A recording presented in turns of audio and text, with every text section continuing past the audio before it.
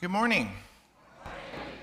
Welcome both here in the sanctuary and online and YouTube live land to the Sunday service of the Unitarian Universalist Church of St. Petersburg.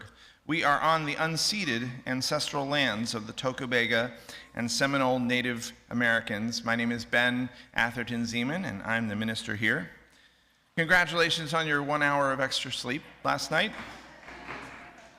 Except for any of you who own cats or dogs, because as we know, they don't celebrate daylight savings time. But next week is our blessing of the animals, so bring your well-behaved animal in to be blessed. But this week, we are learning about Stoicism, and our main reflection will be led by one of our board vice presidents, Doug Elliott. I'm really excited for your reflection, Doug. And happy to be here leading worship along with Doug and our worship associate today, the very well-dressed Gordia LeClair. Thanks, Ben. Good morning, everyone. Morning, Gordia. Whoever you are welcome here. Whatever your race, your age, your class, your physical or intellectual ability, you are welcome here. Whatever your sexual orientation or gender identity, you are welcome here. However you vote, you are welcome here. If you or your children cry, squirm, dance, or otherwise interject, you are welcome here. Whatever your faiths you have known, if any, you are welcome here. Thank you, Gordia. We have two announcements today. First, some of you are here to remember our beloved Jim Furdell, and a special welcome to you all who have come here to share your memories of our beloved Jim. During the worship service, during the joys, sorrows, and concerns, two folks are going to share their memories of Jim from that microphone. Jim's brother Bill and his good friend Annie Hall, who many of you here know from our choir. And then anyone else who wants to share memories of Jim, we can come right back in here with our coffee hour food following the worship service. And we will share our memories of Jim then. And Doug has our second announcement on behalf of our Board of Trustees. Good morning, everyone. Morning, Doug. I'm Doug Elliott, and I am currently a vice president of the board. And this is the message I am officially reading on behalf of that Board of Trustees. Per our bylaws, Section 6, under notice, we are announcing from the pulpit with more than 10 days' notice that UUSP members of 60 days or more will be voting on whether to call Reverend Ben, our settled minister, on November 19th. If you cannot make it on November 19th, please see Michael Pohl in Gilmore about securing a proxy vote. Votes are due, those proxies are due by next Sunday, November 12th, a week from today. There will also be a Zoom option to cast your vote. The minister shall be chosen by the church members upon an affirmative vote of at least 80% of the members present at the church meeting, at which a quorum of at least 50% of the total members of the church are present. Thank you. Great, thanks, Doug. And today the part of Michael Pohl will be played by Rebecca Wilson, right here. So actually see Rebecca Wilson over there. We want to give a special welcome to newcomers. I've talked to a couple of you already. If any of you are new to St. Pete today or pretty new, you want to wave and raise your hand. Hello, wavers. And if you want, it is not required. I will bring that microphone to you and you can say a sentence or two about yourself. So you have the time between me and picking up that mic to decide whether you want to do that. Raise your hand. I'll come to you.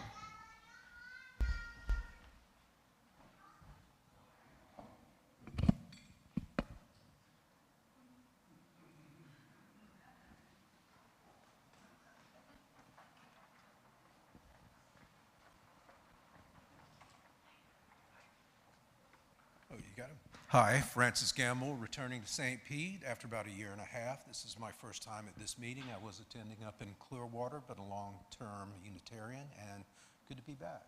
Good to have you, Francis. Hey, welcome.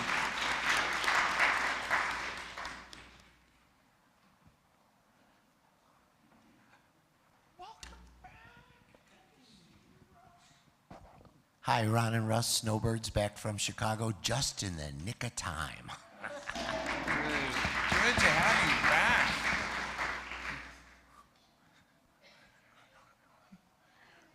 Anyone?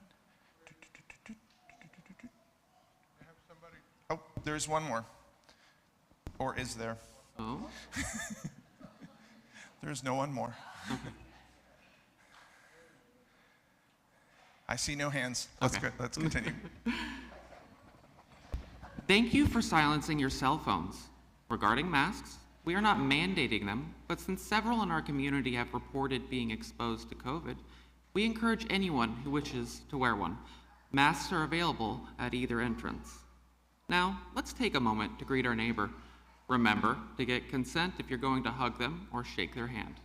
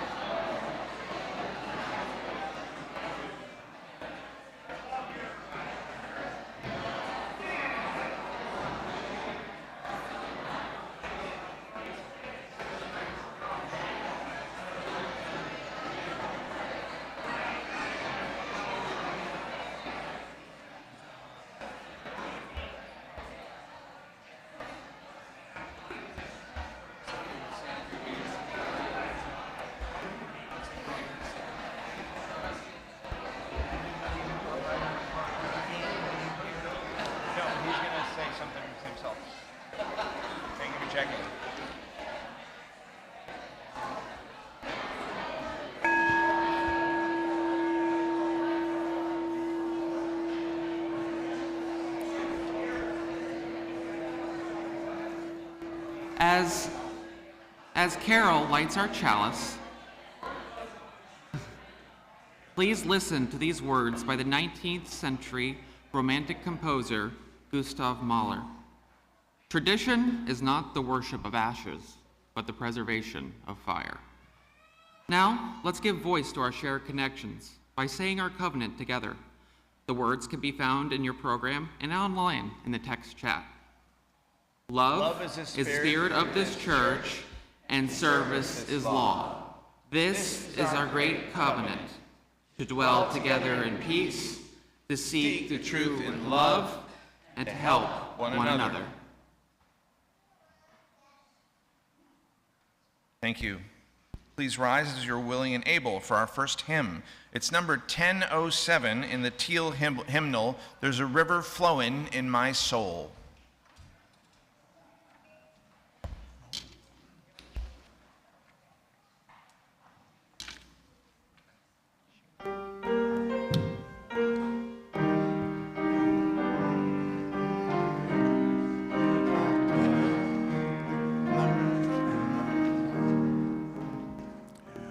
There's a river flowing in my soul.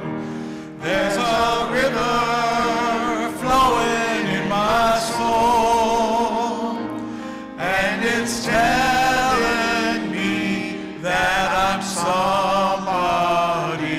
There's a river flowing in my soul.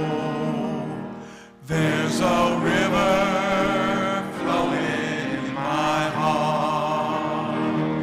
There's a river flowing in my heart. it's telling me that I'm somebody. There's a river flowing in my heart. There's a river flowing in my mind. There's a river flowing in my mind, and it's telling me that I'm somebody. There's a river flowing in my mind. You may be seated. Today's Time for All Ages will be led by Aaron Powers.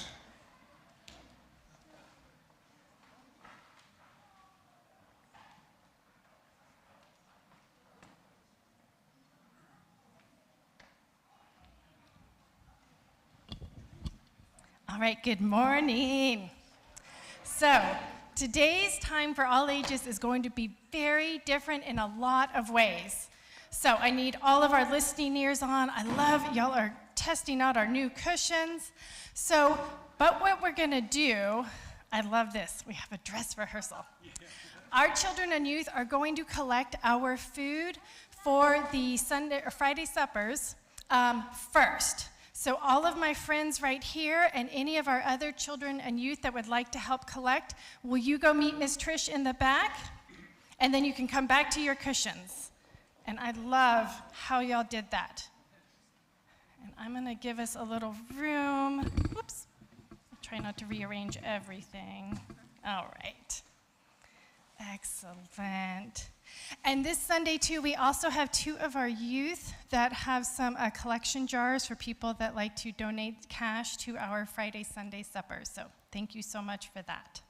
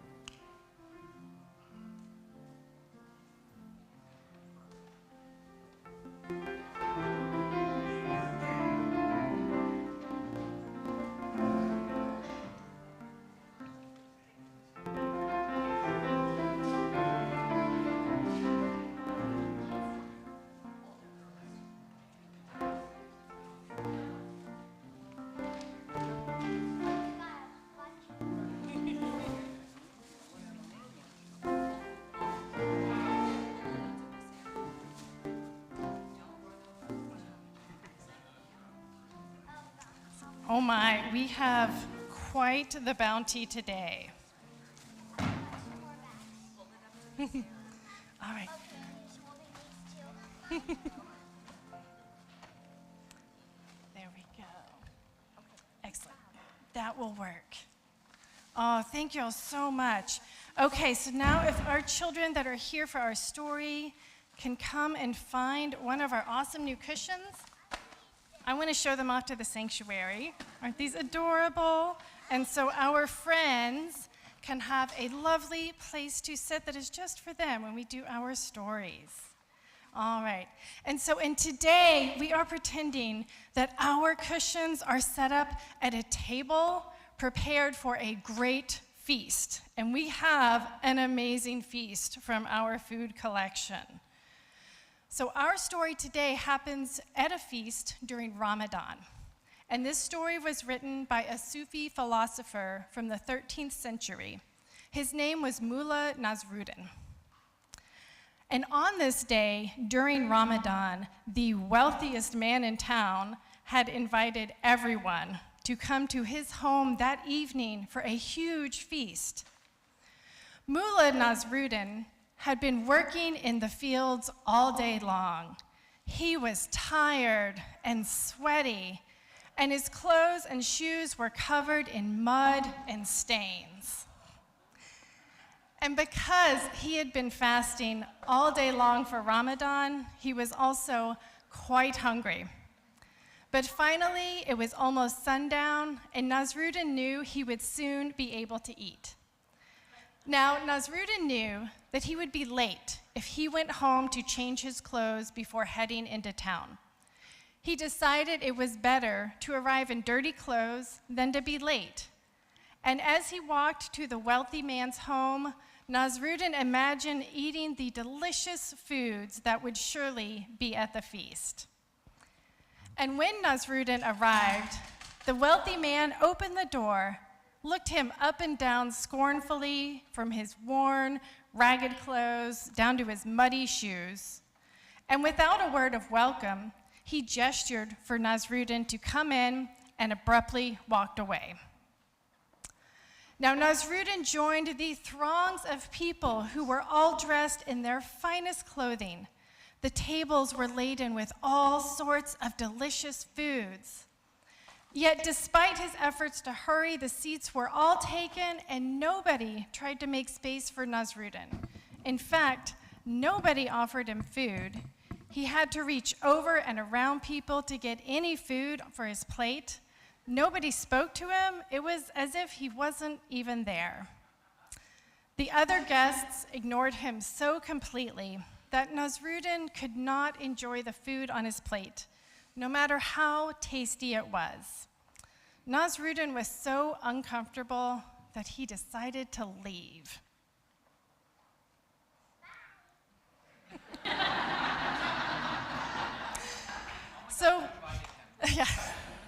He hurried home and changed into his finest clothing, including a beautiful coat.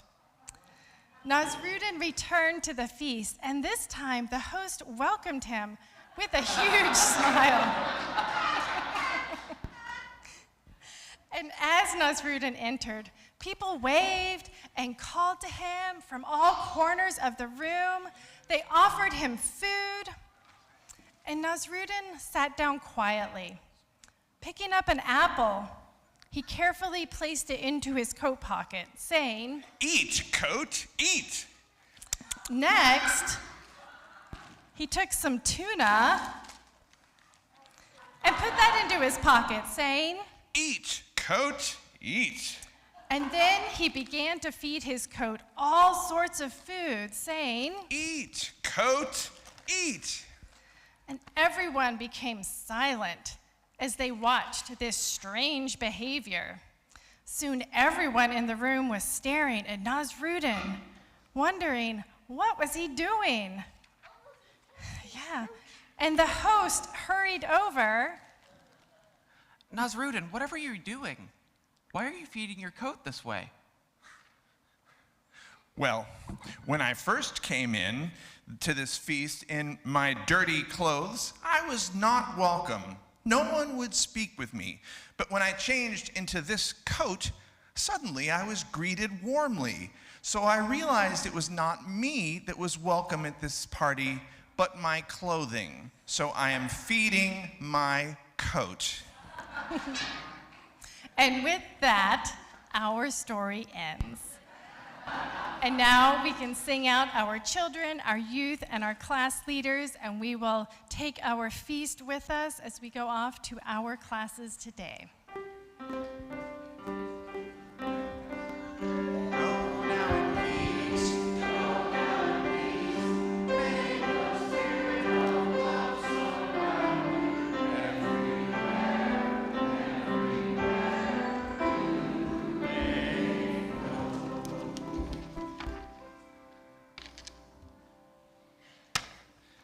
Now we come to the time in our worship for joys, sorrows, and concerns. And those of you on YouTube Live, you're not in this room physically, but your presence is felt. Please type your joys and sorrows into the text chat. The rest of you have either filled out these cards or are filling them out and handing them to me as we speak. During the week, you can submit your joys and sorrows to me. And right now, Paul will place a stone in the water for for each one that was submitted. But before the ones submitted, we'd like to welcome Ian O'Hara to the center. Thank you, Ian.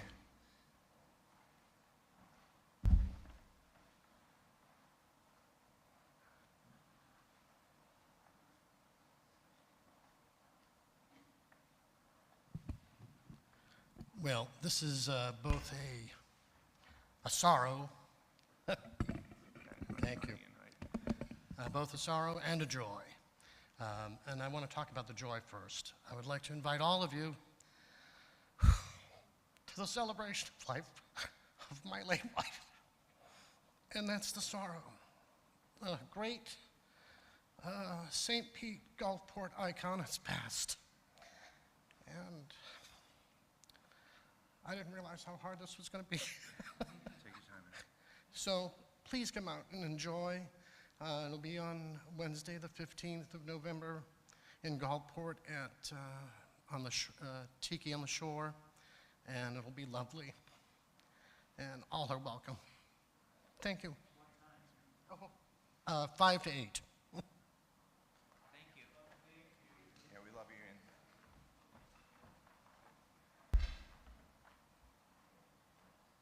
First, a stone of joy from Reverend Bend. Mary Koch and John Curtis have just returned from 6 months of traveling. Before they left, Ben had the honor of performing their wedding ceremony. Congratulations to the happy couple and welcome back. Next is Stone of Joy from Greg Mize. Greg's brother Jim is expected to survive, and what's more, seems like he'll be able to walk again with or without assistance, too soon to tell. So from a 5% chance of survival to actually being able to walk as well as can be expected in as little as 2 weeks. So Greg says, I am convinced that it is the combined power of positive energy, thoughts, and prayers of you, of this congregation, especially since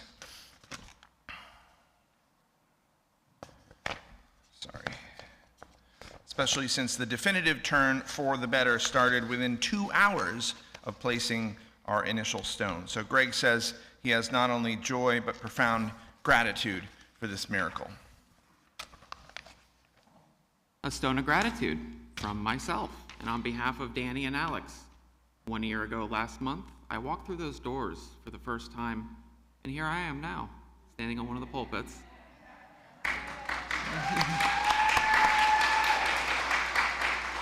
Thank you so much for your support and acceptance. A stone of hope from Debbie Polis Carter for her dear friend Kristen, who has just been diagnosed with lung cancer. This has been such a difficult year for Kristen medically, and Debbie would appreciate any and all positive prayers, thoughts sent her way and to the doctors at Moffitt who will be caring for her. I have a stone of joy. Actually, 2 of them. They're pretty much the same thing. I have one that's anonymous and another one that's Susan Gore. It's my birthday. Not a 0 or a 5, so no outrageous celebration is planned, but I'm always open to possibilities. I have a stone of joy from you, Rich Randolph. It's a lot the same that Greg sent. Do you want me to read it? If I want. I do want. I want to read Greg Mize's brother Jim has survived a major heart attack. After 10 days in intensive care, he's been transferred to the rehab unit. Many thanks to all who sent positive energies and support to him and his family. We are all connected. And final one from Basha Schamberg, a stone of sorrow for the people of Gaza who are still being bombed.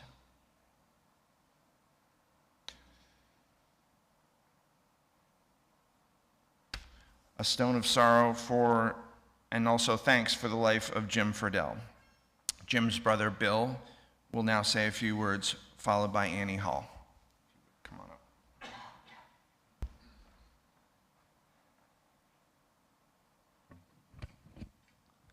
Thank you, Reverend Ben. Appreciate all of you, and I know my brother was very, very pleased to be a part of your gatherings, and he spoke often of that. And whenever I talked with him, which I did quite a lot this last couple of months, and I won't take too much time here. I'll merely tell you he was my big brother. He was born in 1939, 4 years older than I.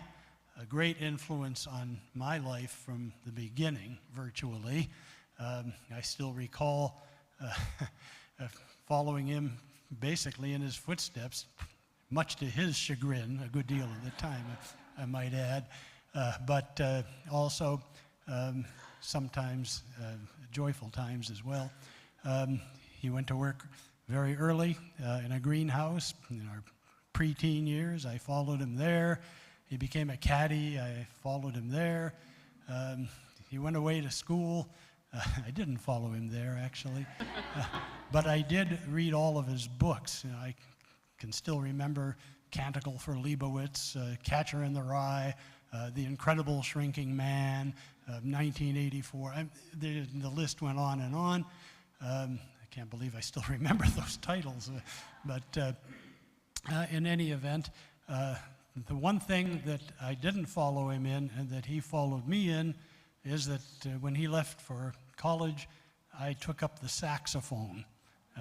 And he came home and he took it up and switched his major from scientific engineering to music, which much to, again, to my parents' chagrin, as you can imagine. In any event, I love my brother very much, and I know that he appreciated all of you. And I wanted to say special thanks to Reverend Ben, who has been so helpful and supportive. I truly appreciate that. And special thanks to my wife, Lana, who is, of course, massively supportive at this time. Stuart, who has been so helpful to my brother in his last days. I want also to say a thanks to my friends formerly of Montana. I'm from Montana, by the way, a place called Black Eagle. It's adjacent to the big city of Great Falls in the Missouri. My brother dearly loved to visit, as we dearly love to visit here. Just crazy about fishing and golfing, always beating me at golf. I think until the last time we played, I actually had him. But he had to be practically unable to do anything by that time. Special thanks also to my friends, the Washburns, Lois, his husband Jim, daughter Sandy, who are here from the Orlando area, and I really appreciate their presence as well. So I want to once again thank all of you very much for all of what you have done and for all of the joy that my brother experienced in your company. Once again, thank you all.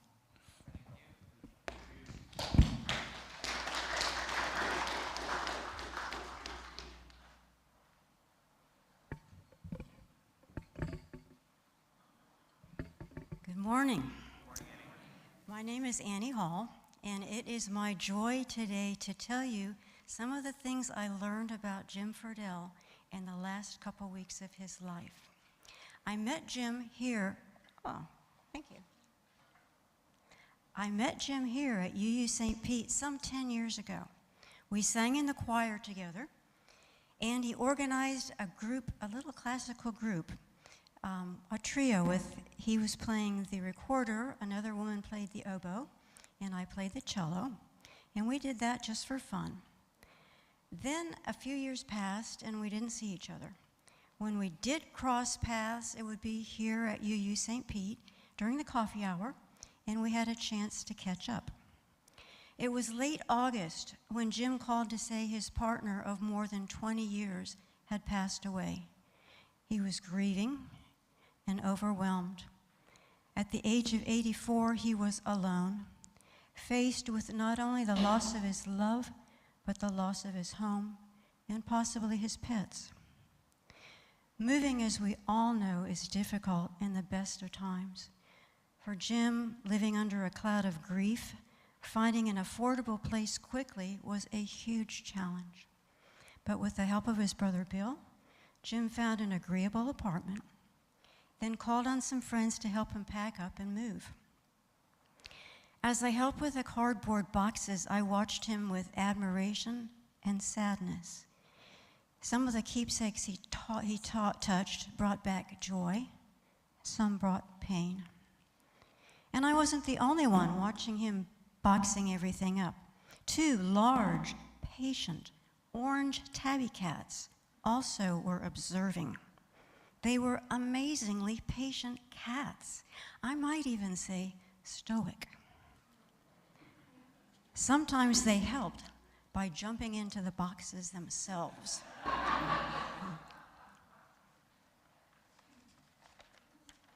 These cats were another big concern. What was going to happen to the cats when he moved? Could he keep them? What has happened to Sammy and Tubby?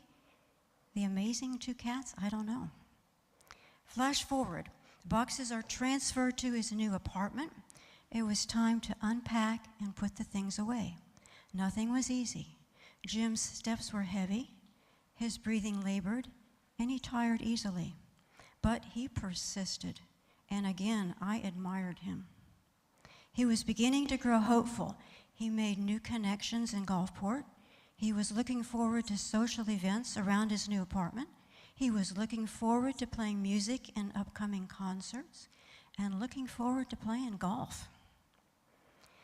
During this course of packing and moving, I learned that Jim had always been a musician. He started out in pursuit of a doctorate in music history, and researching his dissertation led him to travel all around the world, visiting great museums, compiling an index of music from the Renaissance and Baroque periods.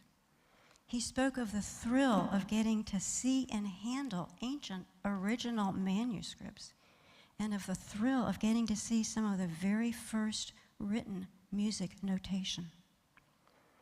But he said he got to a point where he felt the project was not meaningful, and he didn't feel quite at home in academia. So he altered course. He found a private music teacher and focused on music performance and education. He improved his skills on clarinet, French horn, saxophone, voice, and probably a bunch of other instruments that I don't know about. He was active in musical theater, bands, and orchestra, and a variety of choral groups. I got the sense he had a lot of fun. Later, he became a high school band director. Here in St. Pete, I think Jim was a member of most all of our community bands and orchestras. And his Facebook is full of condolences from musical colleagues and friends from around the country, and some friends he had known since college. Comments appear over and over describing Jim as kind, gifted, genuine, warm, a good friend, talented, good-spirited, and gentle. One last thing he wanted to do before he moved was to have what he called a burning ceremony for his dissertation notes. For 50 years, 50 years, he held on to these notes. Notes he made working toward his unfinished doctorate. Notes about composers and musical styles, manuscript dates and places of composition, details only he had assembled about 400-year-old music. Manuscripts he had personally touched and seen. All that work went into a fire.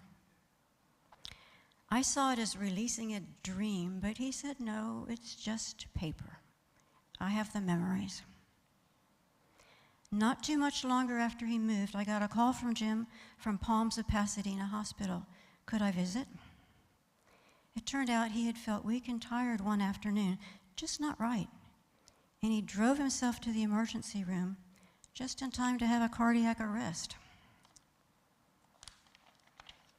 When I saw him, he was disgruntled in a bed at Palms. He was disgruntled because the doctors wouldn't let him get out of the bed. He said he had arrested twice, and they pulled him back both times. He said he was going to be moved to Northside Hospital to have a pacemaker implanted. That was the last conversation I had with him. When I first went to visit him at Northside, he was asleep, attached with a breathing tube to a ventilator. When I went to visit him on October 27th, carrying with me a picture of a big orange cat to keep him company, he had just passed away. We didn't talk a lot about his family, so I can't pass along many insights there. We mainly talked about music and I know that was a vital part of his being. So, I tried to channel Jim and find out if there's anything he might like all of us to know. And this is what came back. Remember to love. Love as much as we can while we can. Thank you.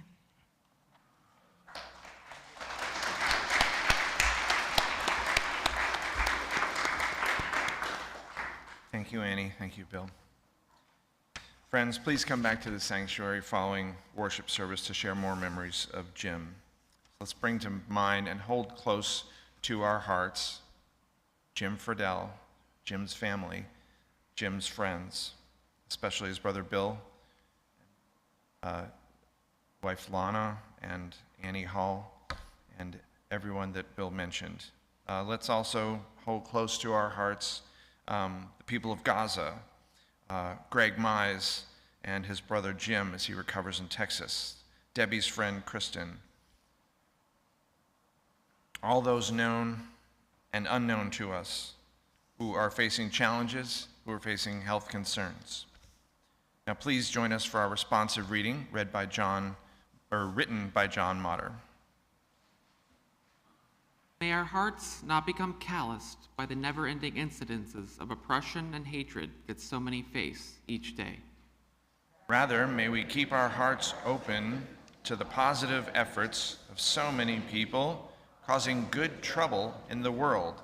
May we have the strength to demand and gain the right for all people to have a safe place to sleep, health care to keep them strong, and the knowledge that their lives matter. The struggle is taking longer than it should, but we will get there if we continue to fight for what we all know is right. May all of us find comforting and compassionate presence in the warmth of fellowship and community. And Paul, if you can place that final stone for all the joys and sorrows that remain in our hearts, perhaps too tender to yet be spoken out loud. The mystery is that we are connected, even when we feel apart. So let us rejoice in our beloved community that makes of the many one. And let us take about a minute of silence together.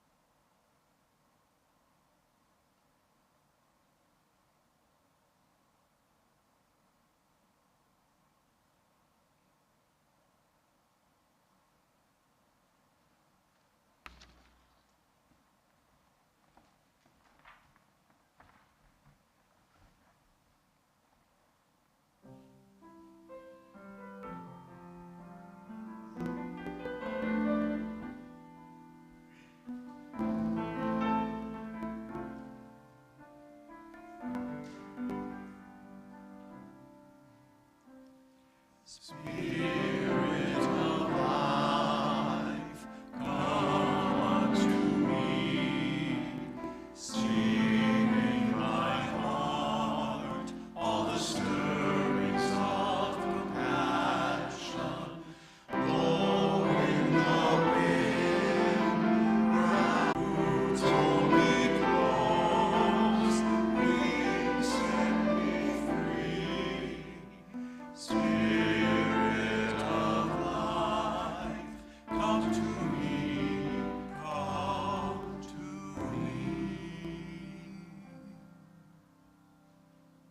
Thank you, John. Thank you, James. Thank you, Aaron. Before the choir comes up, let's say, we can sing it, but we can at least say our mission statement out loud. It's printed in the order of service with one blank spot. See if you can guess the missing word or remember it. Our mission is to be an inclusive, evolving religious community that inspires spiritual and intellectual growth to make our world a better place. We bring our mission to life through a wide range of shared ministries, social justice, religious education, pastoral. Thank you. Please welcome your choir to the stage.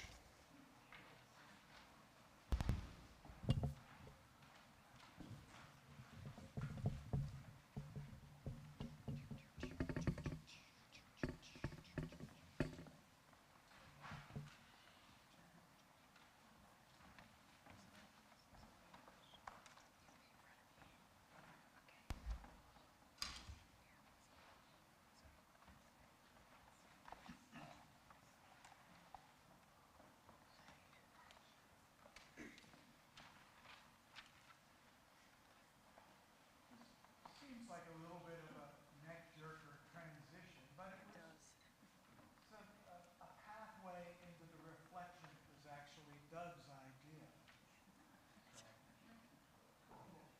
Likeness into the dark.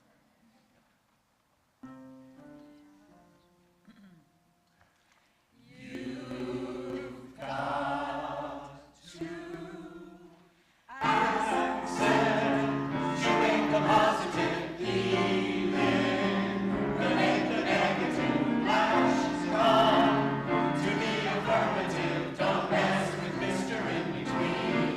You've got to spread joy up to the maximum, bring bloom down to the minimum. Have faith, more pandemonium, so dark.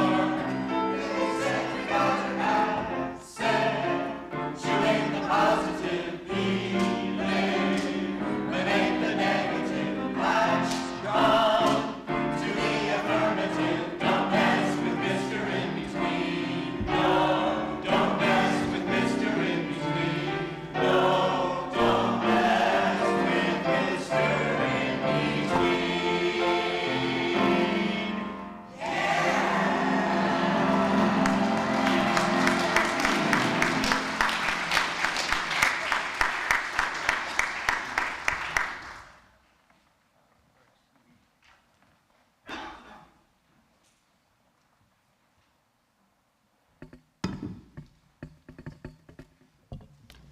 Hello again.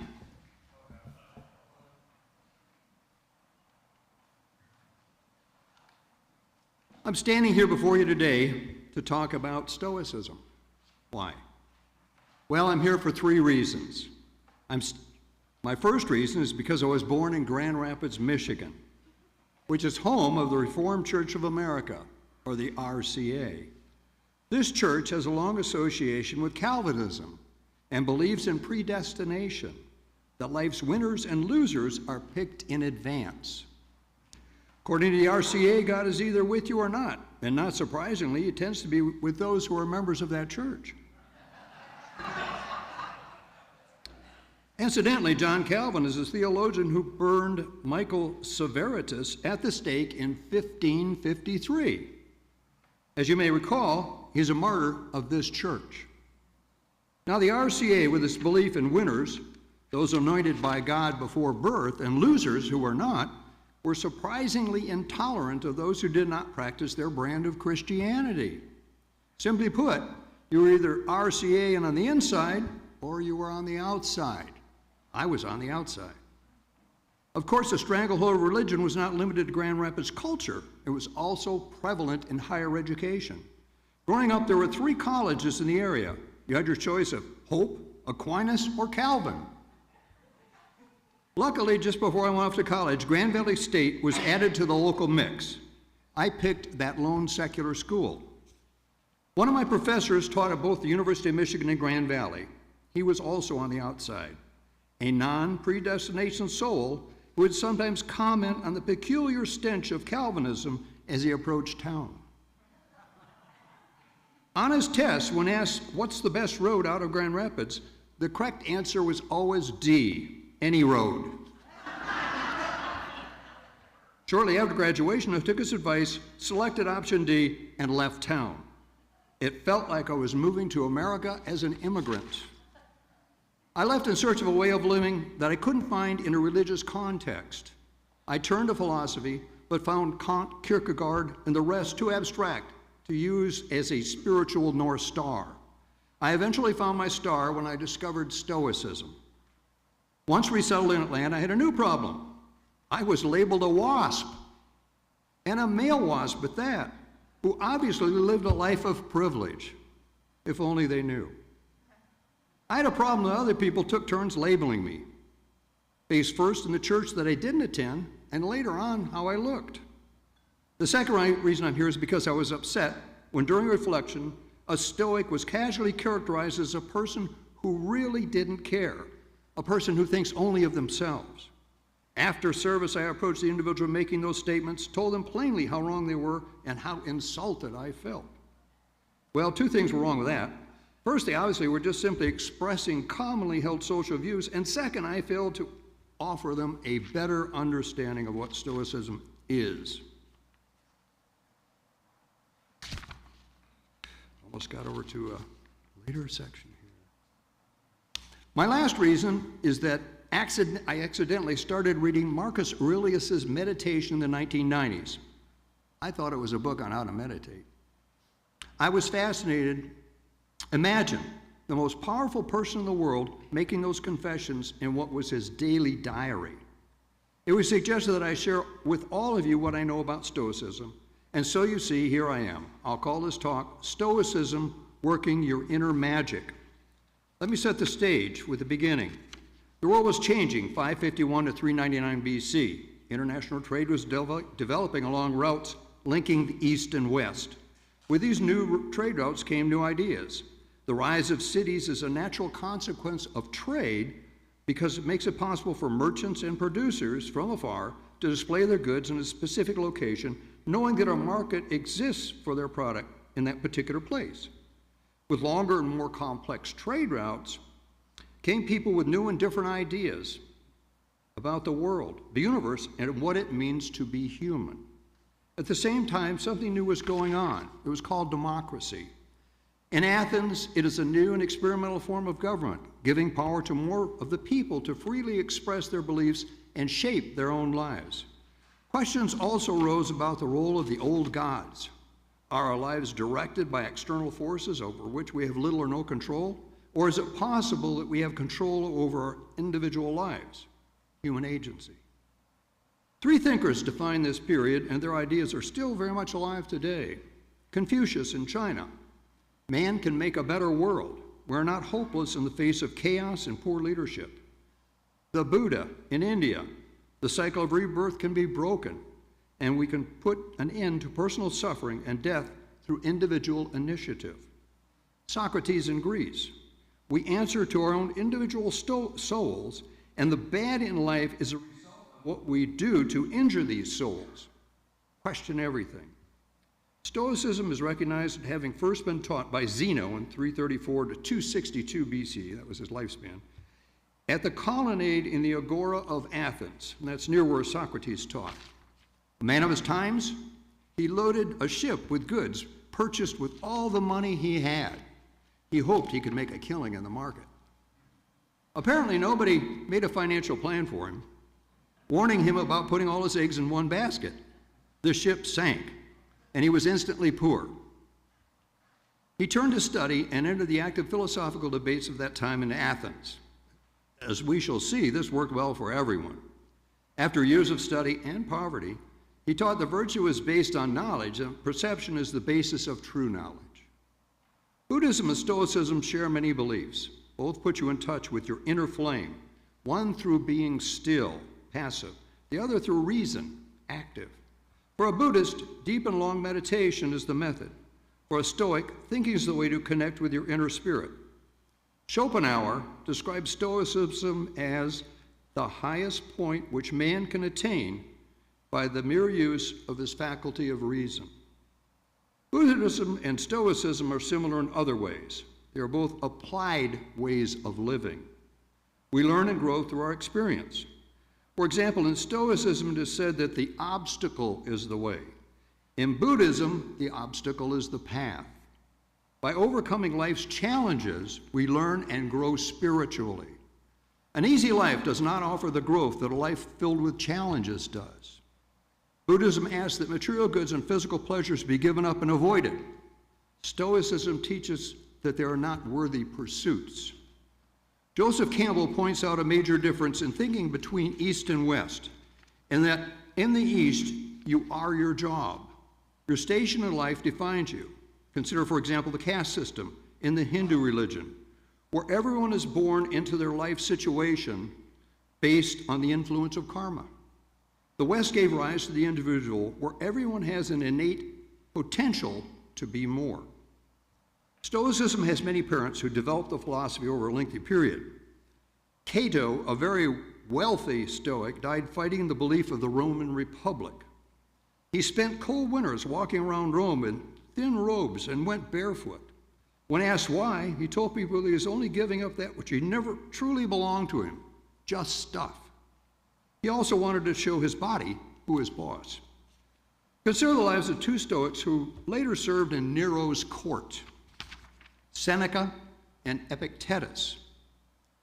Seneca may have been the wealthiest Roman of his time. He personally financed Rome's colonization of what later became Britain. Epictetus was a slave. Seneca was a skillful teacher and counselor. Epictetus's master was cruel even by the standards of Nero's court. His master once twisted Epictetus's leg to see how far it would go before it broke. Epictetus remained a cripple for the rest of his life. Despite the tremendous difference in their circumstances, Epictetus considered himself a freer man than Seneca. Seneca was never free of having to please Nero, right up to the point when Nero demanded his suicide. In his meager scraps of free time, Epictetus found ways to study under the famous Stoic teacher Musonius Rufus, who incidentally insisted that women be allowed to study in his school, unheard of at the time. Later, when freed, Epictetus started a Stoic school of his own. His greatest lesson is your mind. Everything else, from the mind outward, exists things over which you have diminishing control, that further situated in distance and time from your mind. He also taught that every jug has two handles. In other words, there are two ways to look at any situation, yours and that of someone else. In the sanctuary, the offering will now be given and received to take care of our vital community.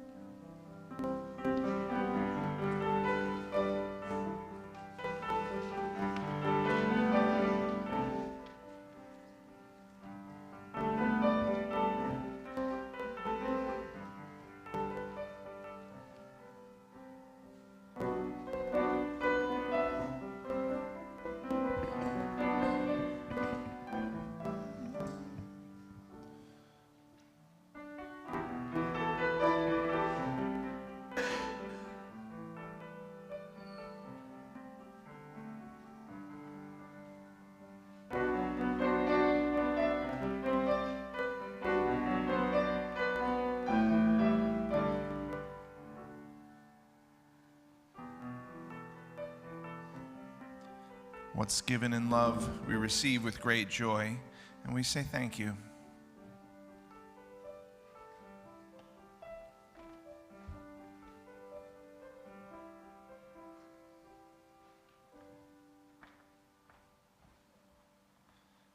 Now please rise in body or spirit for our closing hymn. It's number 1010 in that same teal hymnal. We give thanks.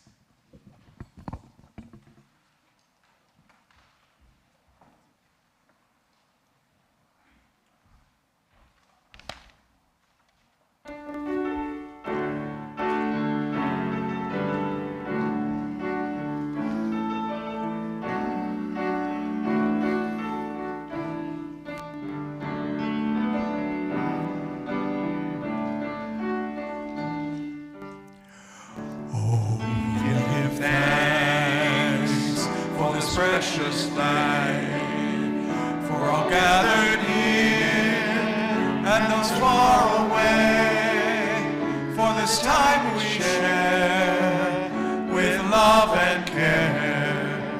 Oh, we give thanks for this precious day.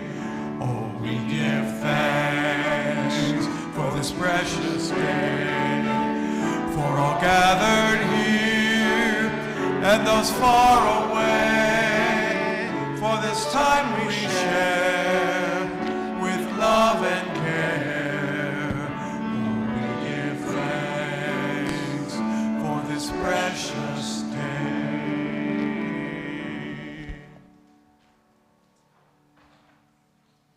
Please be seated. Today's closing words are by the Stoic philosopher Seneca. Remember that all we have is on loan from fortune, which can reclaim it without our permission, indeed, without even advance notice. Thus, we should love all our dear ones, but always with the thought that we have no promise that we may keep them forever. Nay, no promise even that we may keep them for long.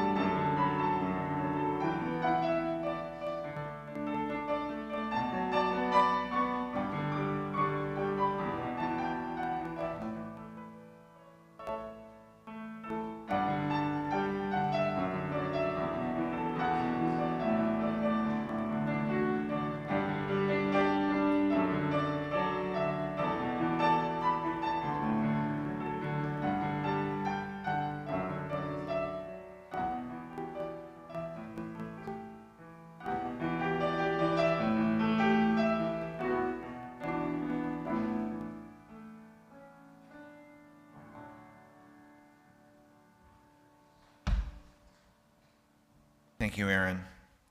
Thank you, Gordia and Doug, John, James, our choir, our ushers, and everyone who led today's service.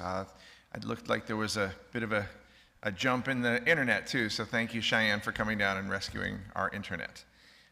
We invite you now to say our chalice extinguishing. As Gordia extinguishes the chalice, the words to the chalice extinguishing are in your order of service online. They're in the text chat. We extinguish this flame, but not the light of truth, the warmth of love, or the fire of courage. These we carry in our hearts and out into the world. So again, please join us for coffee hour in Gilmore Hall right there. And if you wish, return here to the sanctuary if you want to share more memories of our beloved Jim Furdell. Our worship is over, but our service begins. We hope this time together will help you through your week. Will help you remember you are not alone. Blessings.